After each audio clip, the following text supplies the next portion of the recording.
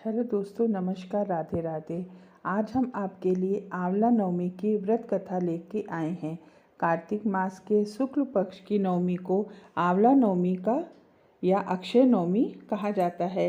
आंवला नवमी के दिन आंवले की पेड़ की विधि विधान से पूजा करनी चाहिए। आंवला नवमी की बहुत सी कथा हैं, उसमें से आज मैं आपको एक कथा सुनाती हूँ। किसी नगर में एक सेठ और एक सेठानी रहते थे। उनके 4 बेटे और 4 बहुएं थीं।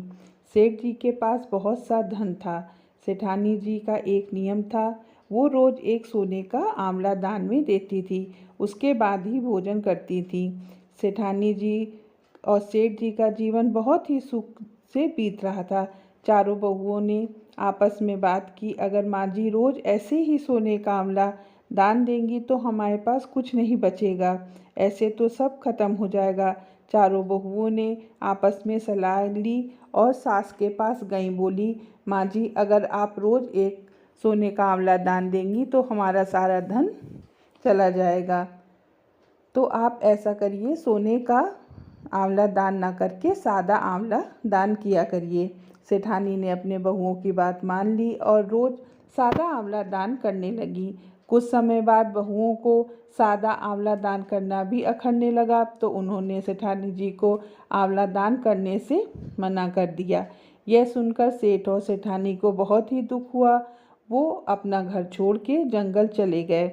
उस दिन सेठानी जी ने आंवला दान नहीं किया था, तो उन्होंने भोजन भी नहीं किया। जंगल में चलते चलते रात हो गई, तो एक घने पेड़ के नीचे वो दोनों सो गए। सुबह जब सेठ सेठानी जी सो के उठे तो उन्होंने देखा कि सामने एक सोने के आंवले का पेड़ आ गया है। सेठानी जी ने एक आंवला तोड़ा और दान किया, फिर भोजन किया। वो वहीं एक घर बना के रहने लगे। धीरे धीरे सेठ जी का व्यापार चलने लगा और वो धीरे धीरे बहुत धनवान हो गए। सेठ जी ने फिर से अपना नियम करने लगी। उधर सेठ जी के लड़कों में आपस में लड़ाई झगड़ा होने लगा। उनका सारा धन धीरे धीरे करके समाप्त हो गया। अब उन्हें मजदूरी करने के लिए घर से बाहर निकलना पड़ा।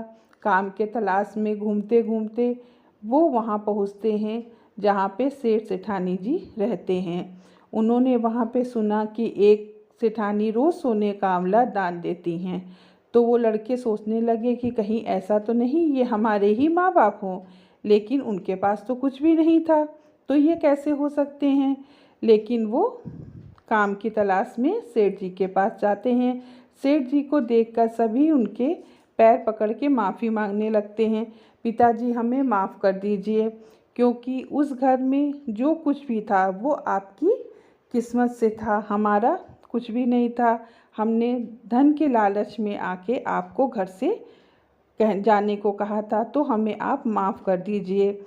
तब सेठ सेठानी जी ने अपने बच्चों को माफ़ कर दिया और घर आके सब परिवार साथ में रहने लगे।